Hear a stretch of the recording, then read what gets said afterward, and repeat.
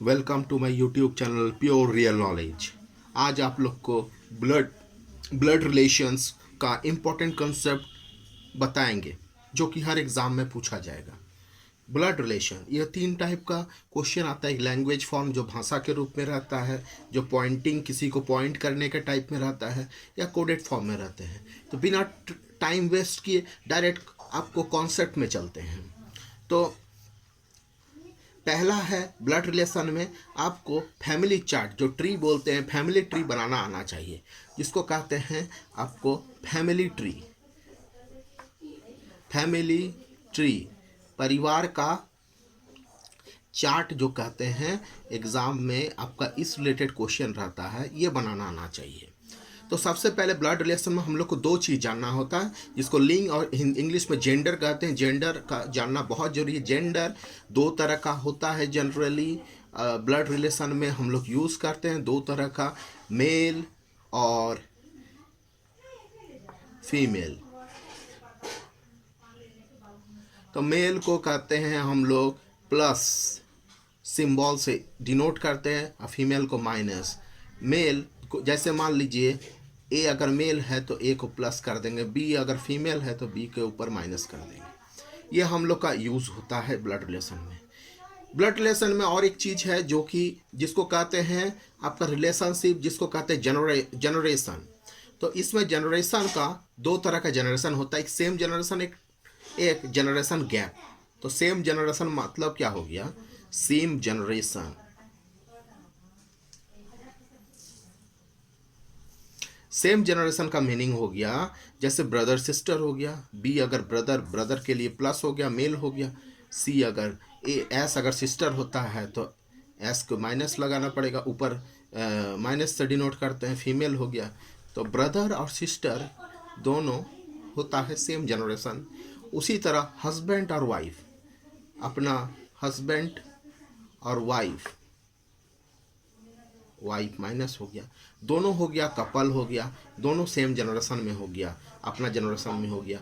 Husband और wife को जैसे हम लोग डिनोट करेंगे तब हम लोग डबल लाइन हम लोग यूज़ करेंगे जब भी कपल का हम लोग यूज़ करेंगे, और जनरली ऐसे सिंगल लाइन का यूज़ करेंगे जब हम लोग कपल का यूज़ नहीं करेंगे। तो ये हस्बैंड हो गया, ये वाइफ हो गया, ये मैरिड कपल का रिलेशन है। तो सेम जनरेशन। और आपको एक टॉपिक है जिसको कहते हैं जनरेशन गैप। जनरेशन गैप होता है, बहुत ही इम्पोर्टेंट चीज़ है ये ब्लड रिलेशन में। जैसे हो गया फादर, एफ फादर हो गया, और सन ये हो गया, एस हो गया, सन प्लस हो गया, काहे कि ये मेल है, पुरुष है, इसलिए। तो फादर और सन हो गया, दोनों सेम रिलेशन को नहीं कहेंगे, दोनों को कहेंगे जनरेशन गैप। तो ये एक बहुत ही महत्वपूर्ण टॉपिक है, जनरेशन गैप। अब आप लोगों को बताते हैं कैसे हम लोग एक फैमिली ट्री बना सकते हैं। Family tree, family tree family tree में हम लोग बनाते हैं, उसका एक सरल उपाय है। जैसे हम हैं, हम जिसको लिखते हैं सेल्फ, स्वयं। हम मेल हैं, प्लस लिख दिए। मेरा पिताजी है जो कि मेरा पिता है, फादर हो गए, फादर मेल है, प्लस लिख दिए। फादर हमसे बड़े हैं, हमसे फादर बड़े हैं, और इसलिए उनको ऊपर लिखना है। फिर फादर के अगर फादर हैं तो वो मेरे हो जाएंगे ग्रैंड फादर, वो फिर ग्रैंड फादर वो भी प्लस होंगे क्योंकि वो मेल हैं, तो वो ऊपर होंगे। फिर अगर मेरे सन होंगे तो उसको एस से डिनोट करेंगे, तो मेरे से नीचे होंगे। और मेरे अगर ग्रैंड सन होंगे वो फिर मेरे सन के नीचे होंगे, ग्रैंड सन। तो ये हो गया फैमिली जनरेशन का ट्री। हमेशा याद रखिएगा, फादर जनरली जो हम लोग का होता है, फादर इज ग्रेटर देन सन। फिर ग्रैंड फादर, जैसे जैसे रिलेशन गैप बढ़ता है वो ऊपर लिखाता है, ग्रैंड फादर वैसे ही लिखाता है। तो सेल्फ जो है मेरा अगर कोई सिस्टर है तो वो ऐसे लिखा जाएगा, जैसे मान लीजिए एज सिस्टर है या ब्रदर है तो वो ऐसे लिखाएगा, मेरे साथ जुड़ जाएगा। या मेरे साथ मेरी अगर वाइफ है तो वो ऐसे लिखाएगा डब्लू, वाइफ को कपल है इसलिए डबल साइन दें तो डब्लू यहाँ लिखा देगा, ये मेरी वाइफ हो जाएगा। उसी तरह ग्रैंडफादर का अगर ग्रैंड मदर होता तो यहाँ भी 2 गो साइन होता और ग्रैंड मदर इसी के साथ लिखा जाता और इसमें माइनस हो जाता, ग्रैंड मदर फीमेल हो जाएगा। उसी तरह हम लोग इसको डिनोट कर सकते हैं, तो फैमिली ट्री ऐसा ही बनता है। देखिए कज़न हो गया, जिसको कहते हैं भाई हो गया, एक होता है चचेरा भाई हो गया, ये जितना भी है ये सेम ब्रदर, चचेरा भाई, भतीजा भाई, ये सब सेम जनरेशन का बात होता है। तो ये सब आप बना सकते हैं फैमिली ट्री ये कंसेप्ट से। अब आपको बताना है कि ये फैमिली ट्री का क्वेश्चन आता कैसे है। फैमिली का ट्री का क्वेश्चन हम आपको बता सकते हैं, पर इससे पहले आपको बहुत सारा और कॉन्सेप्ट क्लियर कर देना है। पर सबसे पहले आपको बेसिक बता दिए हैं, तो इसीलिए अब क्वेश्चन पे कुछ चलते हैं। तो एक क्वेश्चन आपको हम सिंपल क्वेश्चन दिखाते हैं, जो कि आपका ये रहा। मान लीजिए एक क्वेश्चन है, क्यू इज द मदर, माँ है किसका, एफ का, एंड के is the brother of Q. के क्यू कौन है, Q is the mother of F. Q को लिखे, मदर है तो फीमेल हो गई, ऊपर माइनस, किसकी मदर है, एफ का, एफ यहाँ लिख दिए। फिर के कौन है, के है ब्रदर है किसका, क्यू का, के है ब्रदर, के ब्रदर है तो प्लस लिख दिए। तो अब ये देख सकते हैं, ये क्वेश्चन को हम लोग ऐसे ही एग्ज़ाम में क्वेश्चन देंगे तो इसी को ऐसे ही रिप्रेजेंट करेंगे। अब आपको बोल रहे हैं बताइए एफ और के का रिलेशन, के एफ का क्या लगेंगे। तो आप यहाँ से देखें, एफ क्यू का कौन है, एफ क्यू का कुछ भी हो सकता है, बेटा भी हो सकता है, बेटी भी हो सकता है। यहाँ पर एफ का आपका जेंडर दिया नहीं है, तो क्यू पर क्यू जो है के का सिस्टर है, तो जैसे ये सिस्टर है तो एफ का, एफ चाहे वो लड़का हो या लड़की हो, के उसका क्या होगा, मामा ही होगा। तो के एफ का मामा, तो मामा को इंग्लिश में कहते हैं मैटरनल अंकल।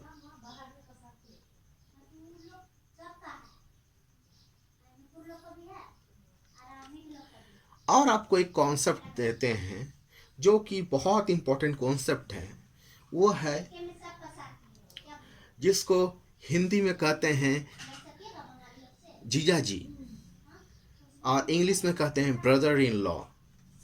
तो ये कॉन्सेप्ट भी बहुत इंपॉर्टेंट कॉन्सेप्ट है।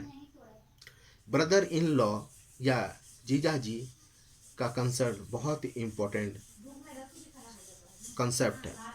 अगर कोई लड़का ब्रदर इन लॉ का कंसेप्ट, कोई लड़का किसी को ब्रदर इन लॉ कहता है, कोई लड़का, जैसे कोई भी लड़का, ए हो गया, लड़का है तो बी है, प्लस होगा। ए अगर बी को बोलता है कि ये मेरा ब्रदर इन लॉ है, ब्रदर इन लॉ मतलब, तो इसका आपका 2 पॉसिबिलिटी होता है। पहला होता है कि बी जो होगा ए का जीजा जी होगा, और दूसरा होता है बी जो है ए का साला जी होगा। दोनों में से कोई एक हो सकता है, जीजा जी या साला जी। जीजा जी को कहते हैं इंग्लिश में सिस्टर हस्बैंड, और साला जी को कहते हैं वाइफ्स, ब्रदर। तो ये कॉन्सेप्ट आपका बहुत ही इंपॉर्टेंट कॉन्सेप्ट है। वैसा ही ब्रदर इन लॉ अगर होता है तो इसका ऑपोजिट होता है सिस्टर इन लॉ। अब सिस्टर इन लॉ किसको कहते हैं? सिस्टर इन लॉ का एक कॉन्सेप्ट है, पर उससे पहले अगर कोई लेडीज अगर किसी को ब्रदर इन लॉ कहती है, जैसे ए कोई लेडीज है, वो कहती है बी मेरा ब्रदर इन लॉ है, तो इसका भी दो चीज होता है। इसका भी पहला हो गया जीजा जी हो सकता है उसका, और ये दूसरा केस हो सकता है जिसको कहते हैं हिंदी में देवर जी। कभी भी लड़की कोई भी ब्रदर इन लॉ को साला जी जैसे नहीं, जैसे हम लोग यहाँ पे साला जी यूज़ करते हैं, पर लेडीज़ का भी नहीं कह सकते, वो देवर जी ही यूज़ कर सकते हैं। और उसे हिंदी में कह सकते हैं देवर जी को कह सकते हैं ब्रदर्स हस्बैंड ब्रदर। और जीजा जी को कहते हैं सिस्टर हस्बैंड। तो ये कॉन्सेप्ट जानना बहुत जरूरी है। वैसा ही कोई अगर लड़की किसी को बोलती है कि वो मेरे जीजा जी हैं, तो वो तीन पॉसिबिलिटी हो सकता है। Either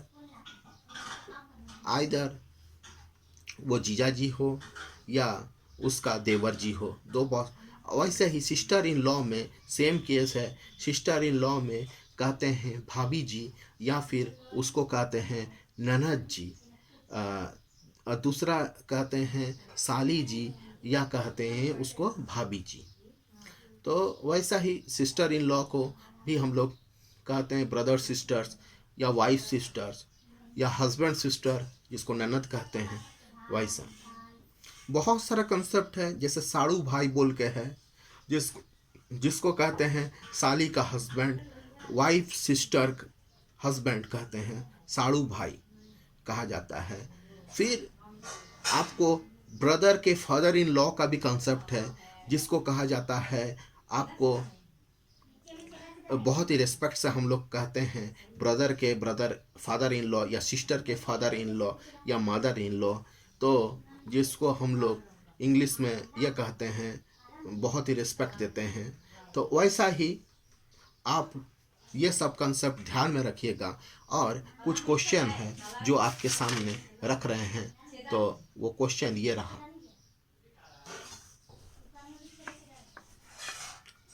A is the only brother of B। ये देखिए दिया हुआ है, ए सिर्फ ए बी का ब्रदर है। ए लिखे, ए कौन है? ब्रदर है किसका? बी का। प्लस लिखे, बी लिख दिए, हो गया। यहाँ पे बी का मेल होगा कि फीमेल होगा, दोनों में से कुछ भी हो सकता है। ये दोनों में से कुछ भी हो सकता है, बी यहाँ पर दिया नहीं। अगर A is the only brother of B and C हो, तो इसमें भी आप अगर लिखे A is the only brother of B और सी, अगर उसको ऐसे कर दिए